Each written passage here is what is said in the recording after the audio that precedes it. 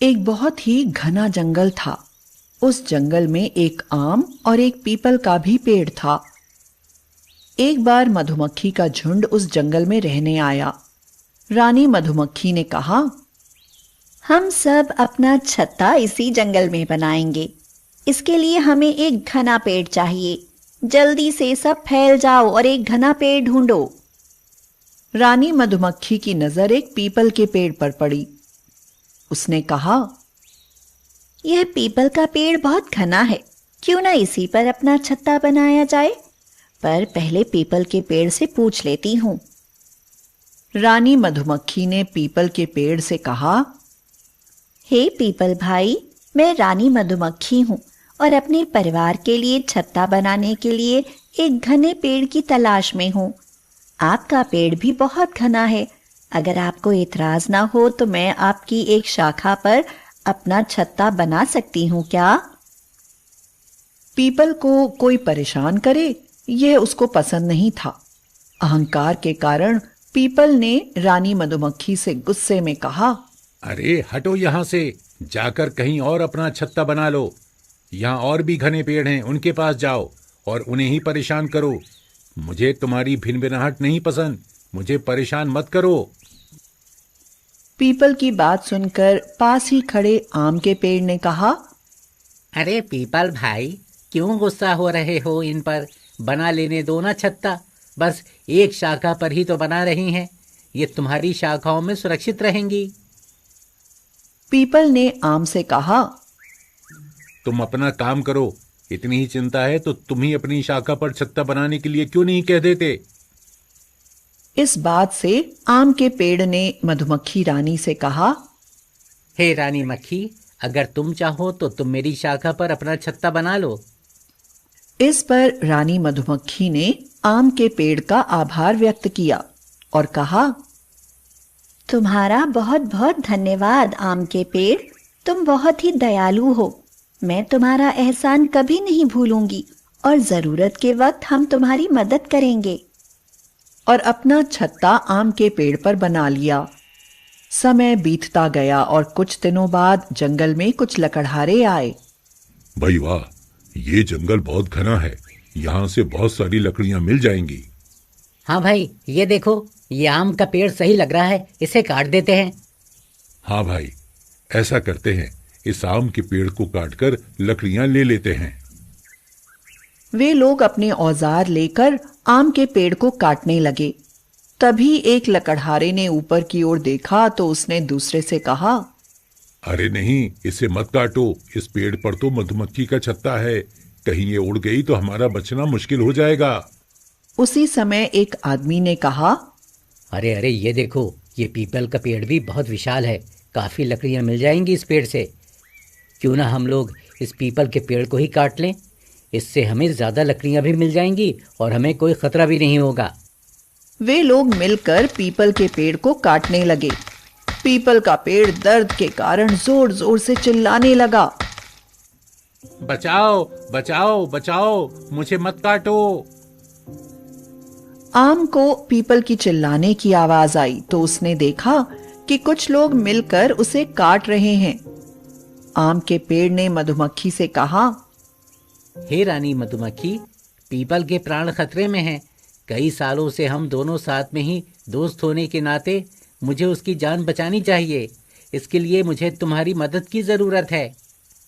मधुमक्खी बोली, हम तुम्हारी मदद जरूर करेंगे और तुम्हारे आग्रह पर मैं पीपल की जान बचाने के लिए तैयार हूँ। मधुमक्खी ने उन लोगों पर हमला कर दिया और वे लोग अपनी जान बचाकर जंगल से भाग गए। लकड़हारा घबरा कर बोला, अरे मधुमक्खी, भागो रे भागो। अरे भाइयों, उससे पहले कि ये हमें काट ले, भागो यहाँ से। पीपल के पेड़ ने कहा, तुम्हारा बहुत बहुत धन्यवाद मधुमक्खियों। अगर तुम ना होती तो आज मैं प्राण त्याग चुका होता, और उस दिन जो मैंने तुम्हारे साथ व्यवहार किया उसके लिए मैं बहुत शर्मिंदा हूँ और तुमसे माफी मांगता हूँ। तब मधुमक्खियों ने कहा, धन्यवाद हमें नहीं, आम के पेड़ को दो जिन्होंने आपकी जान बचाई है। क्योंकि हमें तो इन्होंने कहा था कि अगर कोई बुरा करता है तो इसका मतलब यह नहीं कि हम भी वैसा ही करें। अब पीपल को अपने किए पर पछतावा हो रहा था और उसका अहंकार भी टूट चुका था। पीपल के पेड़ को उसके अहंकार की सजा भी मिल चुकी थी। हमें कभी अहंकार नहीं करना चाहिए। जितना हो सके लोगों के काम ही आना चाहिए, जिससे वक्त पड़ने पर तुम भी किसी से मदद मांग सको। जब हम किसी की मदद करेंगे तभी कोई हमारी भी मदद करेगा। किसी गांव में एक बूढ़ा और बुढ़िया रहते थे। उनके कोई संतान नहीं थी। उनके पास एक तोता था। वे उसे ही अपने पुत्र की भांति मानते थे और लाड़ प्यार से उसका पालन पोषण करते थे। उन्होंने उस तोते का नाम चंद्रसखा रखा था। चंद्रसखा धीरे धीरे बड़ा हो गया। वह तरह तरह की बोली बोलने लगा। जब कोई घर में आता वह उसका स्वागत करता और जब वह चला जाता तो वह उसकी आवाज की नकल करके दिखाता। कभी वह बहुत देर तक नाच दिखाता रहता। इस प्रकार वह बूढ़े और बूढ़ी का खूब मनोरंजन करता था। वे लोग भी उसे बहुत प्यार करते थे। बूढ़ा बगीचे से आम और अमरूद तोड़कर लाता था और बुढ़िया चंद्रसखा को गोद में बैठाकर खिलाती थी। एक दिन चंद्रसखा ने बूढ़ी से कहा, दादी माँ, मैं अपने मित्रों के साथ जंगल में फल खाने जाऊंगा। ठीक है, मगर पहले अपने दादा से पूछ लो। चंद्रसखा दादा के पास गया और बोला, दादाजी, मैं अपने मित्रों के साथ फल खाने जंगल में जाऊंगा। बेटा, फल तो मैं तुम्हें बाग से तोड़कर ला दूंगा। जंगल में जाकर क्या करोगे? चंद्रसखा जिद करते हुए बोला, नहीं दादाजी, मैं आज बाग के फल नहीं खाऊंगा। मैं जंगल में जाकर फल खाऊंगा। इस बहाने थोड़ा घूम भी लूंगा। अच्छा, जैसी तुम्हारी मर्जी, लेकिन घूमकर जल्दी लौट आना। जब तक नहीं आओगे तब तक हमें तुम्हारी चिंता लगी रहेगी। बूढ़े की अनुमति पाते ही तोता अपने मित्रों के साथ जंगल की ओर उड़ चला। सभी मित्र उड़ते उड़ते घने जंगल में पहुंच गए। चंद्रसखा सबके आगे आगे उड़ रहा था। उसने जंगल में तरह तरह के फलों के पेड़ देखे। वह अपने मित्रों से बोला, मित्रों, अब हम बहुत घूम चुके हैं। मेरे पेट में तो भूख के मारे चूहे कूदने लगे हैं। सामने बहुत से फल के पेड़ भी दिखाई दे रहे हैं। चलो सब लोग आराम से फल खाएं। सभी तोते फलों पर टूट पड़े। चंद्रसखा भी एक से दूसरे पेड़ पर जा जाकर फल खाने लगा। जब उसका पेट भर गया तो उसने देखा कि सामने अमर फल का पेड़ है। वह तुरंत समझ गया कि यदि कोई बूढ़ा आदमी इस फल को खा लेगा तो वह युवा और दीर्घजीवी हो जाएगा। उसने सोचा कि वह चुपचाप इस फल को ले जाकर अपने दादा दादी को खिला देगा। उसने फल तोड़ लिया और चोंच में दबाकर अपने घर की तरफ उड़ चला। रास्ते में एक तालाब पड़ता था। उसका जल बहुत मीठा और शीतल था। चंद्रसखा के मित्रों ने कहा कि वे सब लोग इस तालाब में नहाकर अपने अपने घर जाएंगे। सभी तोते तालाब में नहाने लगे। चंद्रसखा ने अपनी चोंच का फल तालाब के किनारे एक झाड़ी में रख दिया और नहाने लगा। उस झाड़ी में एक विषधर सांप रहता था।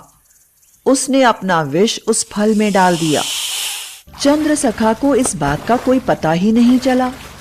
उसने नहाने के बाद फल चोंच में दबाया और घर आ गया। घर आते ही वह बूढ़े से बोला, दादाजी, देखिए मैं आपके लिए क्या लाया हूँ। क्या लाए हो? मैं आपके लिए अमर फल लाया हूँ। इसे खाते ही आप युवा और अमर हो जाएंगे। जल्दी से इसे खा लीजिए। बूढ़े ने तोते से फल ले लिया, किंतु उसे कुछ संदेह हुआ। उसने उस फल के 2 टुकड़े किए और एक टुकड़ा अपने कुत्ते को खिलाया। कुत्ता उसे खाते ही मर गया।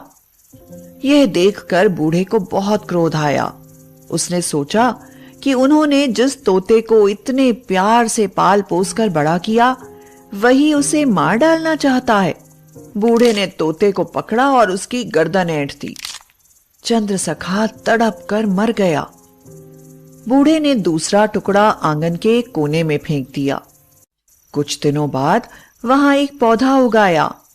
समय आने पर उस पेड़ पर बहुत फल लगे। एक दिन बूढ़े और बुढ़िया में झगड़ा हुआ। बूढ़ा किसी बात पर नाराज होकर बुढ़िया से बोला, तुम अभी मेरे घर से चली जाओ। तो बूढ़ी ने रोते हुए कहा, जब मैं युवती थी तब तुम मुझे बहुत प्यार करते थे। अब मरने का समय निकट आने पर मुझे घर से निकाल रहे हो। अब मैं कहां जाऊं? मेरे लिए मर जाने के सिवा कोई उपाय नहीं है। इतना कहकर बूढ़ी रोते हुए पेड़ के पास गई और उसने उसका एक फल तोड़कर खा लिया। वह सोच रही थी कि विष वाला फल खाने के कारण उसको मृत्यु हो जाएगी, किंतु हुआ ठीक इसके उल्टा। वह बूढ़ी से युवती बन गई। उसे बहुत आश्चर्य हुआ। उसने एक फल तोड़ा और बूढ़े के पास जाकर कहा, देखो, झगड़ा खत्म करो। मैं फल खाकर युवती बन गई हूं, तुम भी यह फल खाकर युवक बन जाओ। बूढ़े ने फल खा लिया। खाते ही वह युवक बन गया। बूढ़ा बूढ़ी युवक युवती बनकर बहुत खुश हुए। उन्हें बस यही दुख हुआ कि उन्होंने बिना सोचे समझे चंद्रसखा को मार डाला। वे दोनों चंद्रसखा की मृत्यु का अपने आप को अपराधी मानकर पश्चाताप करते रहे। विशेष, पश्चाताप की अग्नि में जलने से अच्छा है हर कार्य को भली भांति विचार विमर्श करके ही उदार हृदय से आचरण करें।